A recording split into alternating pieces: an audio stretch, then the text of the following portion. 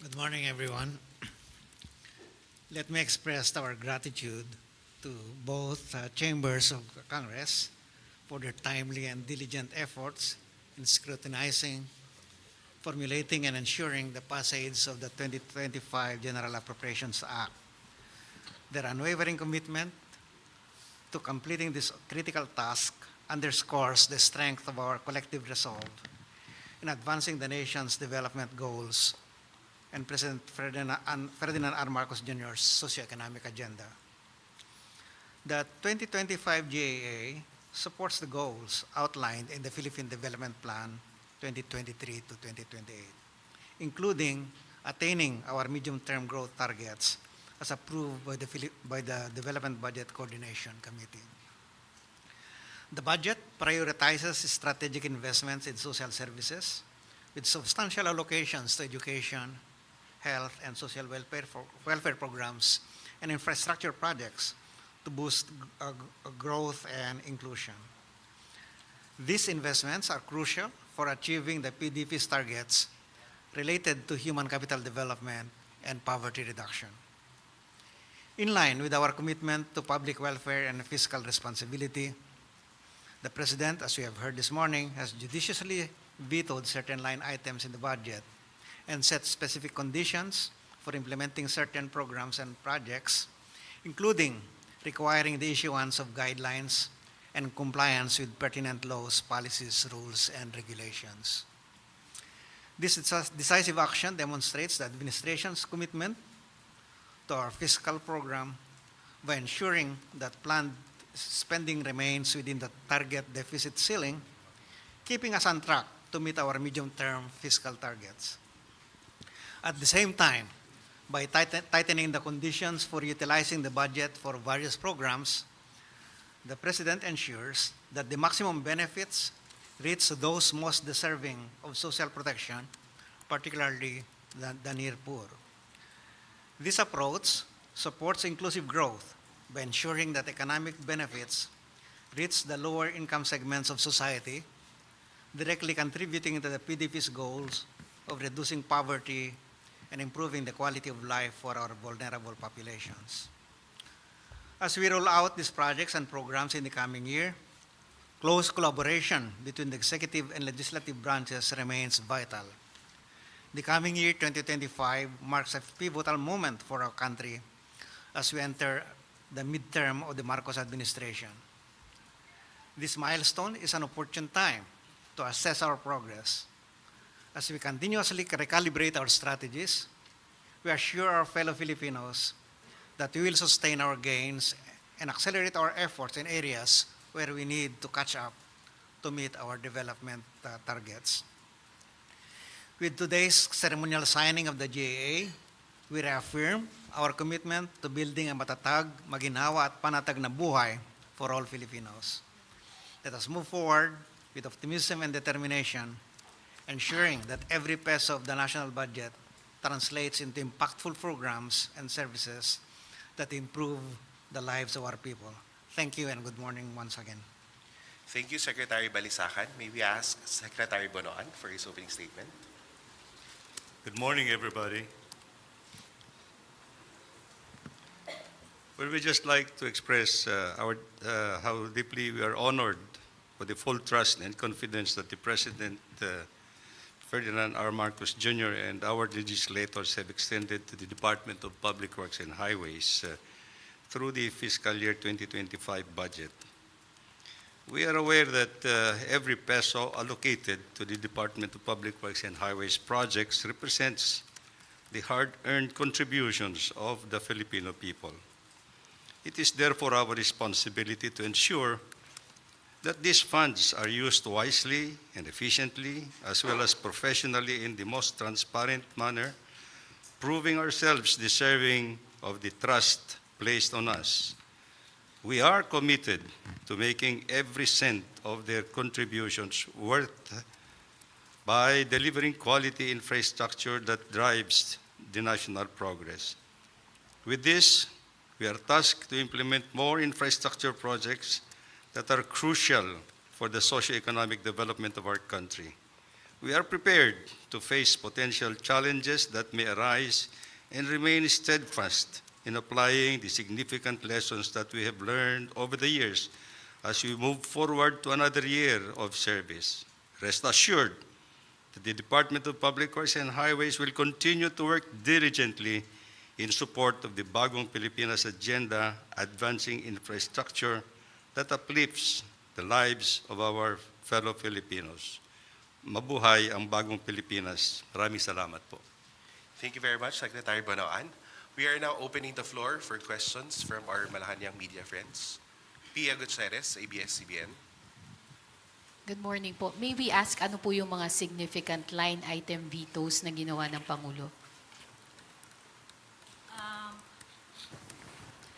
26 billion, roughly 26 billion under the Department of Public Works and Highways. Direct veto yon. Bawat isang project po tinanggal natin. Maybe I can ask Secretary Manny Bonoan to explain ano-anong klaseng mga proyekto ito. Well, many of the projects that had been vetoed are actually some of the projects that we consider that are not totally supportive to the 8-point socioeconomic agenda of the government, of this administration. And besides, I think many of these projects are projects that need to be scrutinized and ready for implementation. These are some of the projects are not ready for implementation at this point in time. So these are the projects that we have deferred up to. And then there's 168 billion worth of projects that are in unprogrammed appropriations po. Inisa-isa po natin yan kasi nadagdagan po siya. When we did the NEP po, we see to it that yung UA natin, yung UA po kasi standby appropriation yan, di ba? Parang contingent fund. So generally, I mentioned this many times, generally ang contingent po or yung parang is just at least 5% of the total budget. Yan din po yung tinuro sa atin nung nagkaroon tayo ng consultation with IMF World Bank. So during the NEP po, it's less than 5%. Napakaliit. It's 178 billion pesos. But nung naging po siya, nung napasa na po siya ng BICAM, nag-increase po siya ng 300%. So it's almost 10% of the total budget. So nung nakita po namin yon, binawasan po namin just to be consistent with the 5% yung parang standby fund. So now it's roughly 4.7% of the total budget. Thank you. Next question, Ivan Mayrina, GMA7. Can I ask, sa final version, magkano na ho ang budget ng education versus public works? Kasi isa ho ito sa mga pinupunto na posibleng constitutional infirmity ng budget. Ang nasa, hindi po, but maybe Executive Secretary can further expound later. Ang nakalagay po is not the department, hindi naman po nakalagay doon na dapat Department of Education. It's the sector. So I have here po the top 10 na pagkakasunod-sunod po kung yung sa pinakamataas na budget. Dito po makikita natin na una ang education pa rin po. Hinahanap ko lang. It's 1.053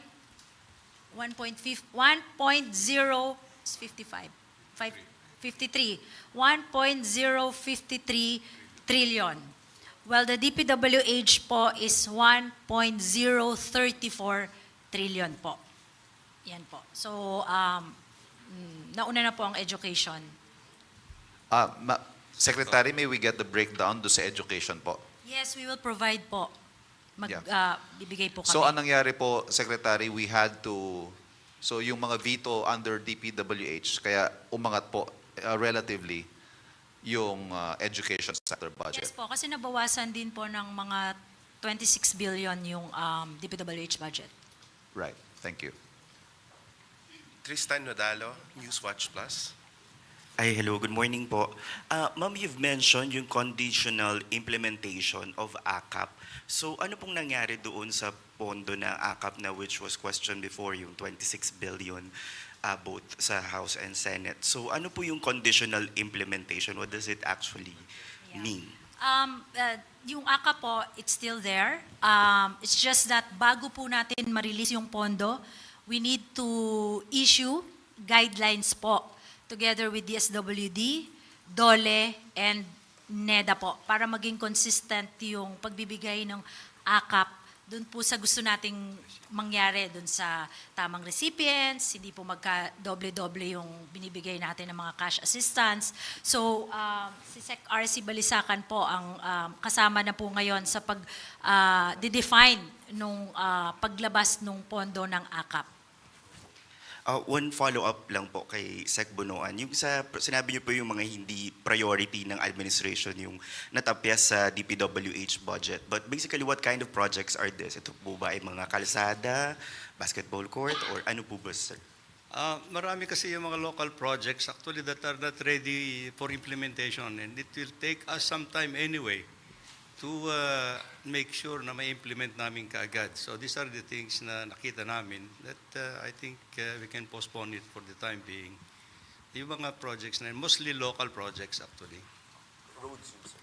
Hindi, not necessarily roads, pati may mga buildings and other local infrastructure. There are some projects that are ambiguous also that we cannot immediately implement anyway. So yun ang mga ano namin. Ace Romero, Philippine Star. May I just ask, because the President vowed to restore the budget cuts in DepEd, so how did we manage to do that? We cannot, under the Constitution po, kung ano po yung napasa ng Kongreso, yun na po yun. We can only veto line items or projects, but we cannot add po. However, under the budget, may mga certain funds naman tayo dyan na pwede tayong mag-augment ng ating budget. For example, yung unprogrammed appropriations, yan ang magandang use ng UA. As long as meron tayong additional revenue from the DOF, we can actually augment or increase the budget of DepEd, specifically for computerization program. So, kasi hindi naman pwede mag-realign yung executive, so Hindi pwede na- nating gawa ng parang that way. Hindi na po, Okay. opo. Sa execution na lang po tayo, doon na lang po natin hahabulin yung mga kulang sa DepEd. Kay Executive Secretary, given all these changes and measures implemented by the President, are you now confident that there will be no legal challenges to be triggered against the 2025 budget? We are, yes, to answer your question, we are confident, but we cannot prevent. If there will be challenges that will be mounted by any quarter, who might still find this present budget as approved worthy of the challenge. No? But that is something that we cannot prevent. But I am confident that we worked very hard on this and that our efforts will be validated by any kind of lack of challenge. So we are not going to encourage the challenge. Salamat po. Jinky Baticados, IBC 13. Hi. Good morning, Secretaries. Let me just ask this po. Ano po yung pagkakaiba ng direct veto, conditional implementation, and general observation? Yes po. Okay. Ang direct veto po, sandali lang, meron tayong notes dito. Ang direct veto po is tatanggalin natin yung mga exact programs and projects na nasa budget. Ang delete, as in mawawala na po siya. Even the amount, wala na rin po yan. So ibig sabihin po, yung 26 billion na natanggal sa DPWH, bababa po yung level ng budget natin ng by 26 billion pesos. Yun po ang ibig sabihin nun. So yun po ang direct veto. Ang conditional implementation po is hindi po natin kaagad-agad maibibigay sa kanila yung mga pondo dahil kailangan maglabas pa po tayo ng guidelines at implementing rules bago natin mailabas yan ng mga implementing agencies. So kailangan po nila yung gawin, like yung AKAP po, kailangan umupo po ang DSWD, DOLE at saka NEDA for the guidelines and whatever safeguards na mabuo po nila, bibigay po sa atin bago po natin ma-release yung pondo ng AKAP. Yun po ang conditional. Ang general observation po is we would just like to ensure na pag in-implement nila yung mga proyekto, consistent yan sa kung ano ang batas, kung ano yung mga mandato ng mga ahensya, ganun po yun. So yun po yung tatlo. Last Secretary, tumaas po ng 373 billion ang unprogrammed appropriations. Paano tinitiyak ng pamahalaan na sumusunod ito sa mga probisyon ng konstitusyon na nagbabawal sa Kongreso na taasan ang mga appropriation na lampas sa orihinal na mungkahi ng Pangulo? Ang unprogrammed appropriations po kasi, standby fund lang yan. Wala po yan katapat na revenue. Kanina po na-explain po ni Secretary Recto yan. So tuwing meron lang pong additional revenue tayong ma-realize from the Bureau of Treasury, doon lang po natin yan pwede i-release. Thank you, Secretary. Next question, Harley Valbuena, DZME. Hi, good morning. May we know po kung sino yung nag-allocate ng items sa DPWH and unprogrammed funds na binito ng Pangulo? Are they part po nung original version ng National Expenditure Program na sinabit natin sa Congress? Or initiative na po ng Congress mismo? Initiative na po, nakita na po namin siya sa BICAM report. Unfortunately po, hindi po namin alam kung kanino po yung mga yon. But it's a result of the bicameral conference committee. It's a collective decision of Congress. Of Congress, yeah, according to our Supreme Court Justice. NES. Let me just Ang seryoso nyo naman kasi. Ano ba yan? Happy New Year, guys! We should be happy we have a budget. I just would like to give context to that question. Ano? Yung proposal of the budget comes or emanates from the executive.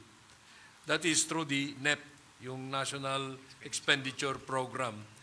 Once that NEP is submitted to the lower house, the lower house will now schedule the hearings on the NEP.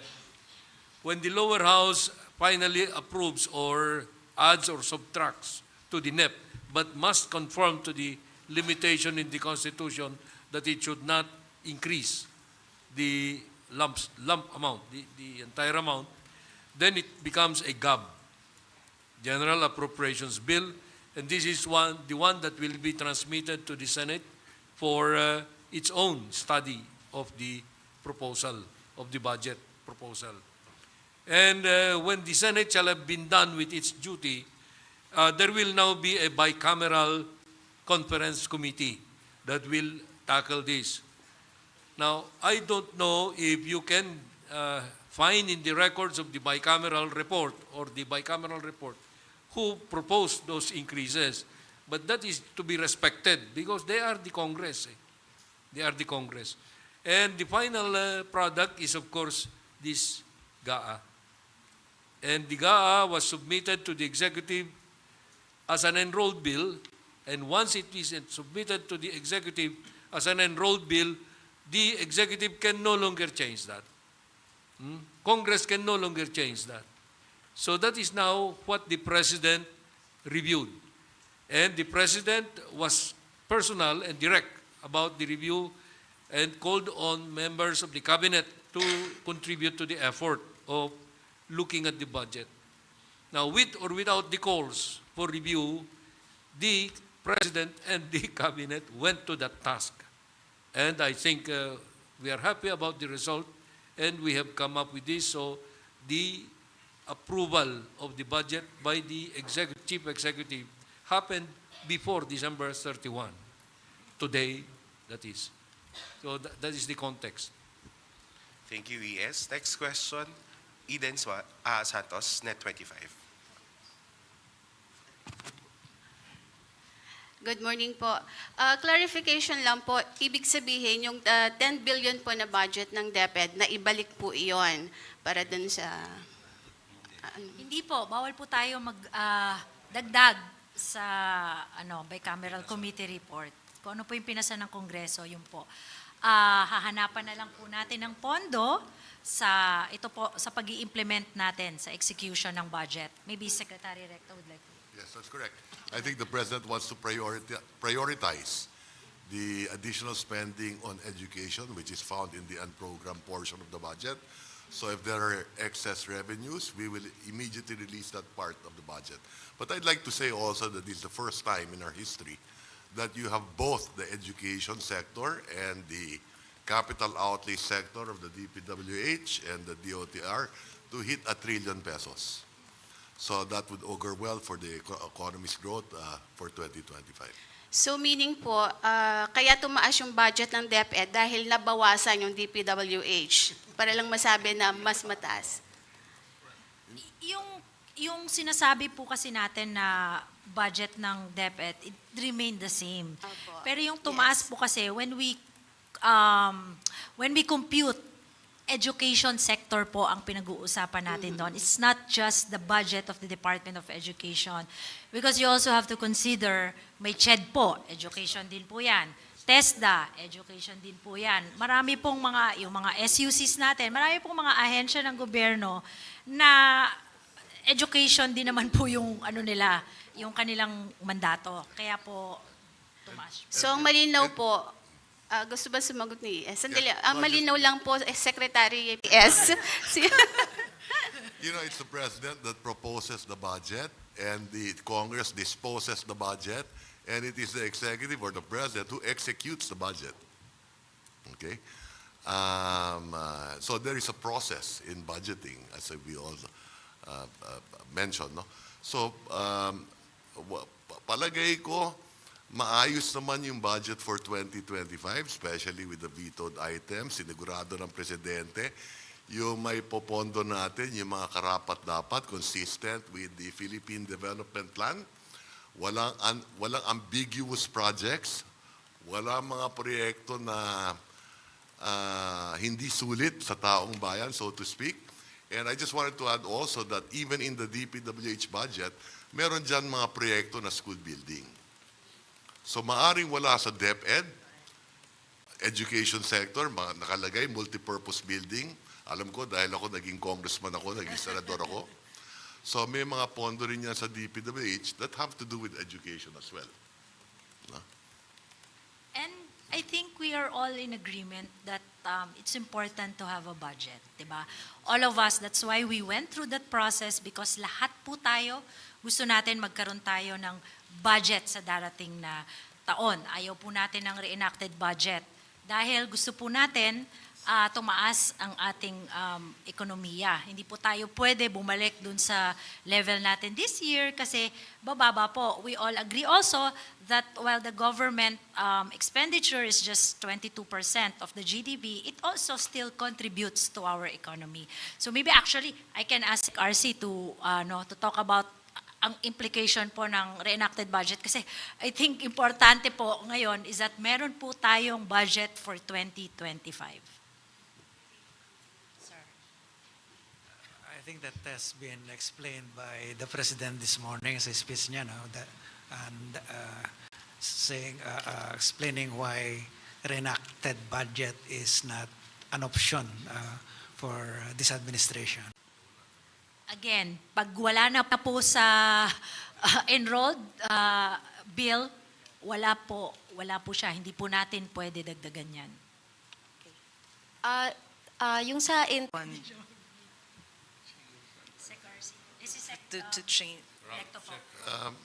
Well, we in the Department of Finance next year, tututukan namin ang PhilHealth. We will make sure that we spend that budget better.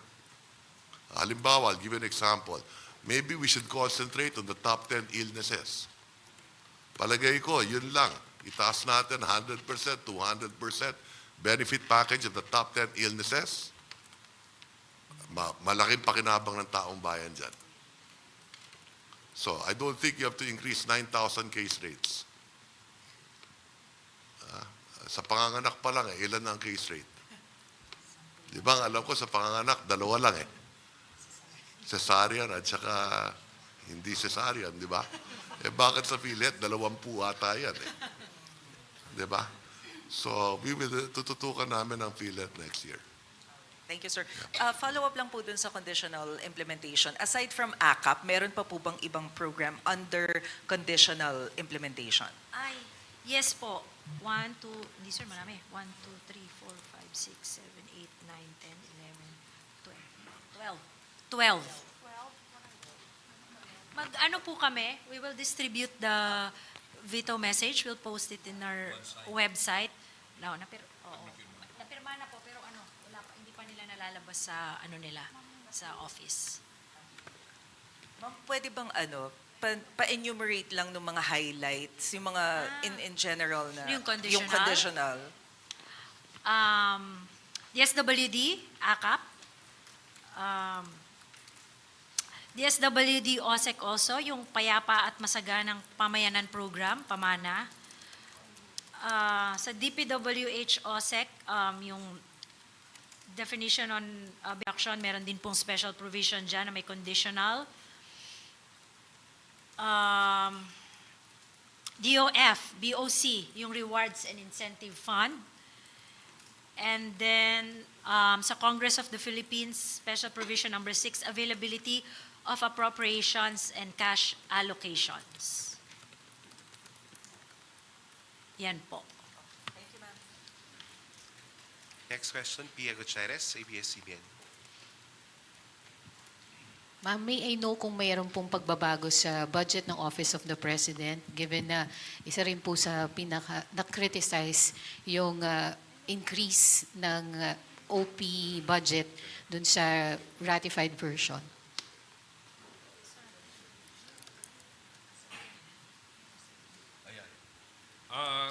Yes, as far as the budget of the OP is concerned, yung NEP was followed pero dinagdagan ng 5.2 billion pesos kasi may nangyari nung 2025. No? Yung ASEAN 2026 would have been done in Myanmar. Pero biglang umayaw ang Myanmar kasi walang may gustong pumunta ron na heads of state. Because you know the problem about Myanmar. So, kung alphabetical yung sequence ng pag-hold ng ASEAN, letter P, Philippines, came next. Inako ni Presidente yan. Kasi hindi maaring payagan natin na walang ASEAN. That's a very important part of our international relations. So, ASEAN 2026, to be hosted by the Philippines, we needed to start the work now. So humingi kami, after the submission of the NEP, humingi kami sa Congress ng supplemental funds in addition to what we proposed for the OP sa NEP to the tune of 5.2 billion pesos for 2025. After 2025, we will ask for more, bigger. But that will be in the NEP that will be submitted in 2025 for 2026. So in short, sir, retained yung increases sa OP budget for 2025? Retained po siya? It's actually an increase over what we proposed originally sa NEP, but to the tune of 5.2 billion. Ace Romero, Philippine Star. Kay Secretary Pakandaman, as a background lang po. So, the projects that were subjected to conditional implementation, if these projects, yes po, if this, sa conditional implementation po, if these projects fail to satisfy the conditions, of course, there will be no release sa funds. release What po. will happen to the funds? As a background lang po. No release, wala na po. Hindi po natin, Saan na po unreleased appropriation siya. And what will be Pag the hindi- It use? could help reduce the deficit. For the, okay, ganun na lang po. Sa follow-up lang po, how about po yung expenditures sa defense given that we are also facing territorial defense challenges and internal security? Can you give us background on what happened to defense spending? I know that, kasi we just receive the ano no. I know that nabawasan po yung AFP modernization budget from 50 billion sa NEP to 35 billion po ngayon.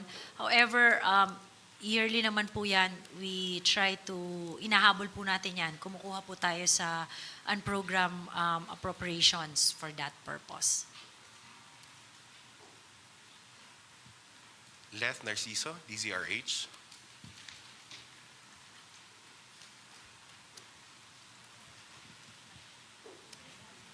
Ay, sorry. Good morning po. Binanggit rin ni Presidente sa speech niya kanina, prioridad yung agriculture sector, particular yung mga pagtugon sa mataas na presyo at para mapababa ang presyo ng pagkain, lalo na ang bigas. Ano pong mga programa ito?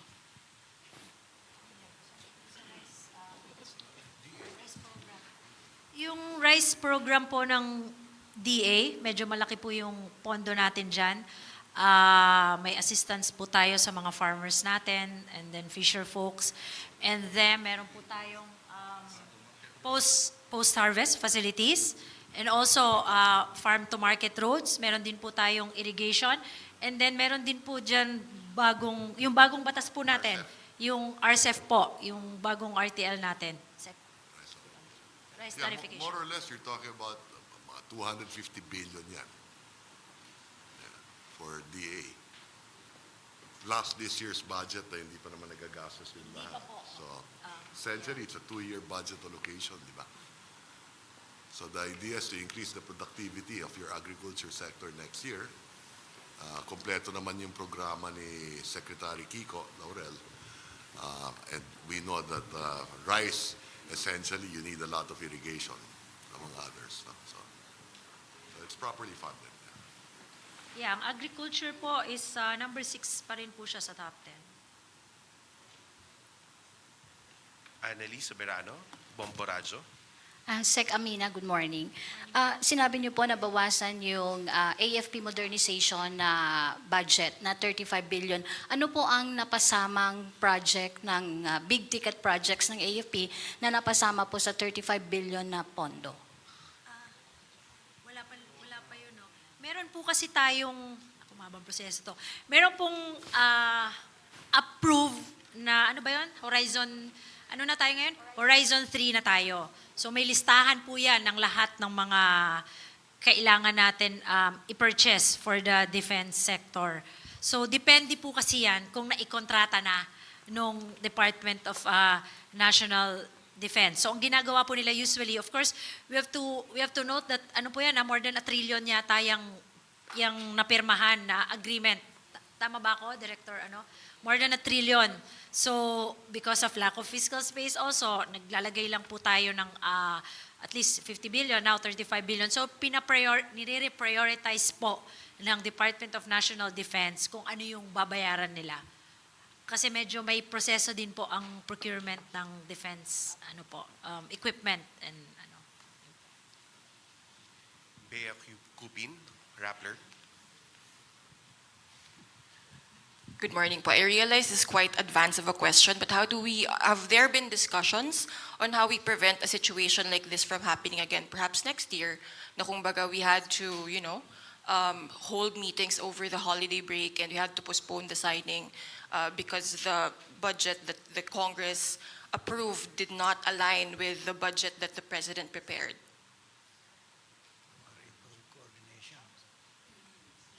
Well, you have to understand, that question is to be explained in this way, We can avoid that by giving to Congress next year, sa next cycle, a NEP that is very comprehensive.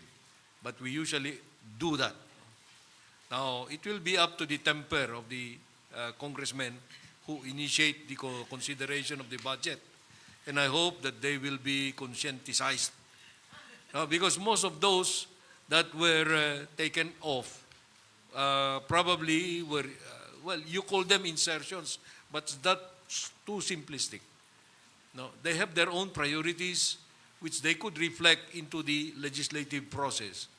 And that is what they did. They are within their rights to do that.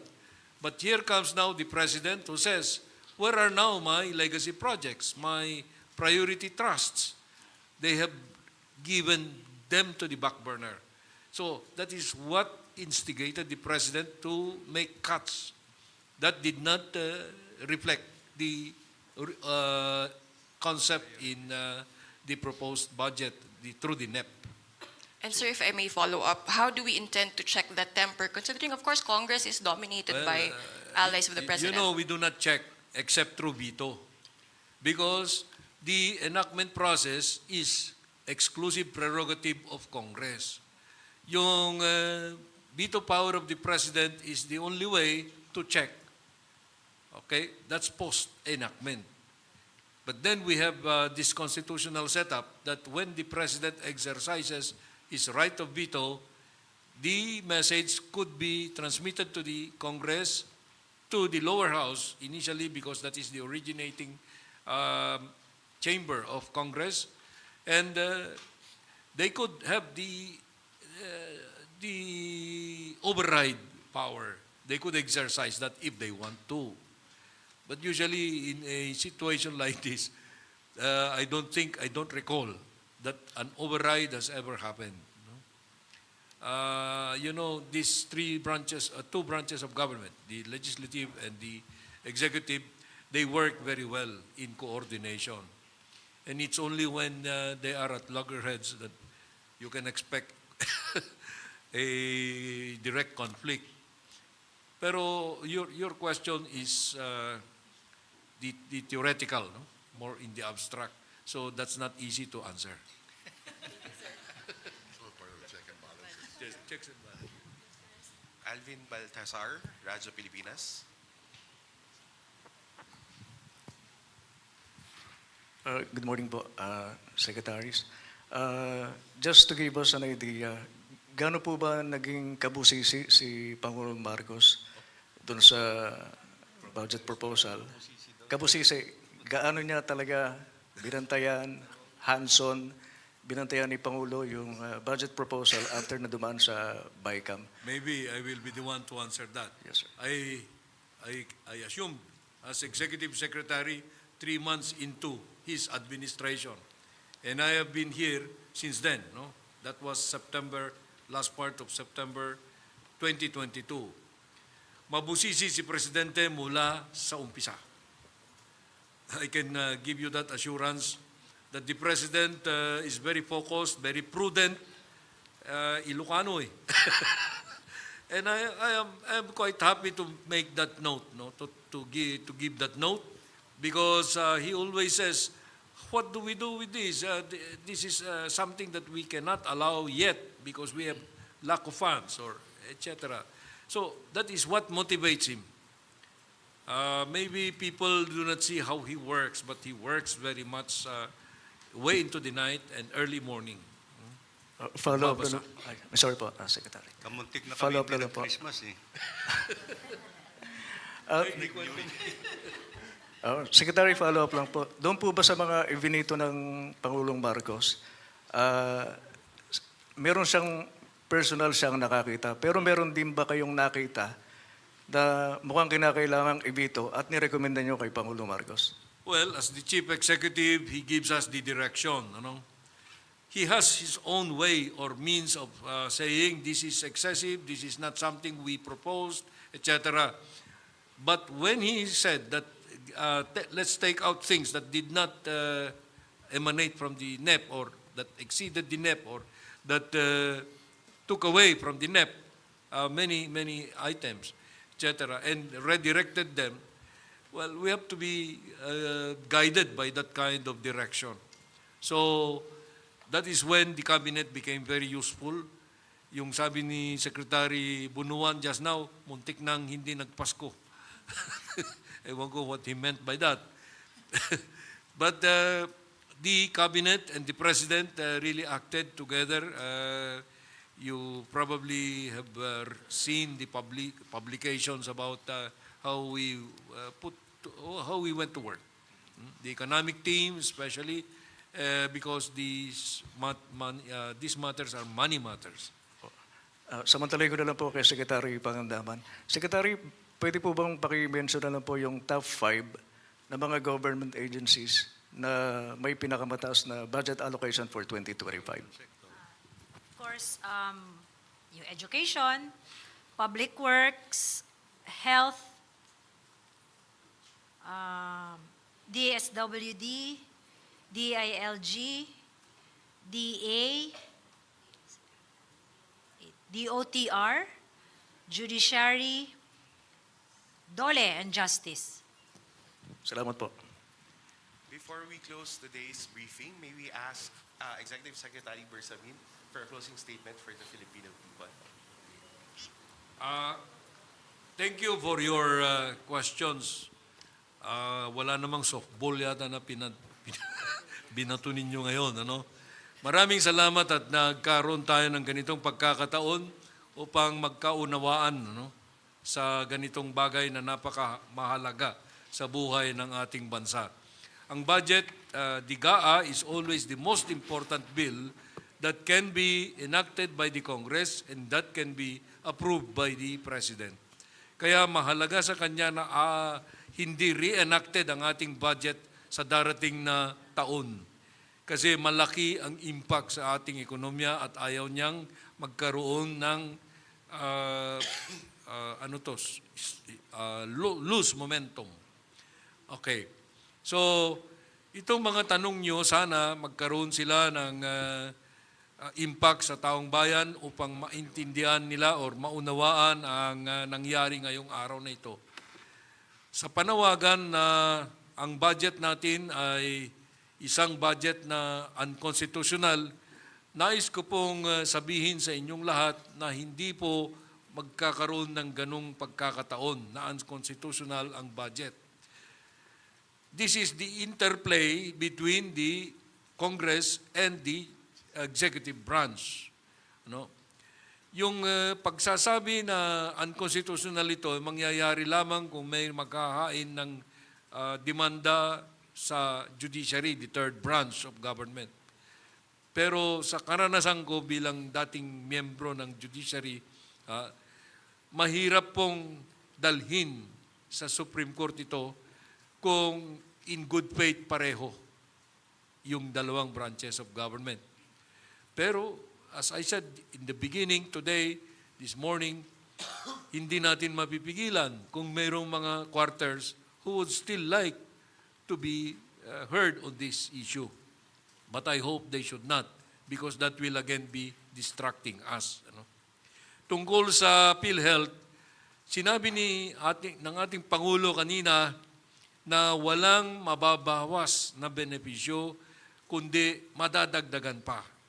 At pinaliwanag ni Secretary Ralph Recto ngayon na ang PhilHealth ay maraming resources na maaari niyang gamitin sa pagpapalago na ang benepisyo para sa mga kababayan natin. Huwag kayong mag-alala.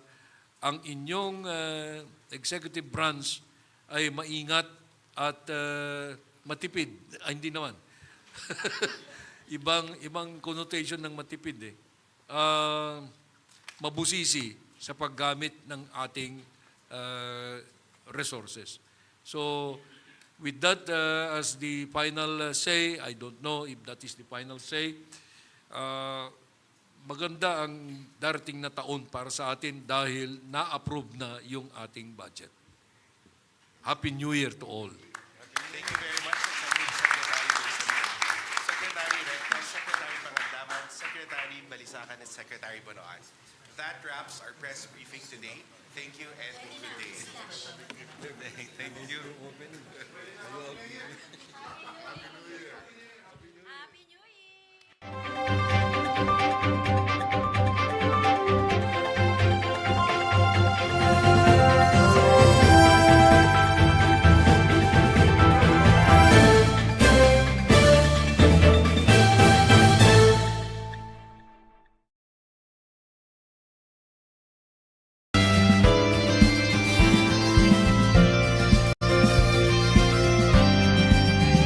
President of the Republic of the Philippines, His Excellency Ferdinand R. Marcos Jr.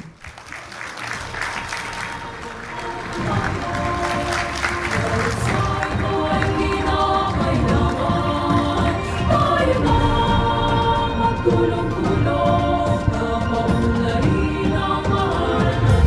remain standing for the Philippine national anthem, followed by the invocation to be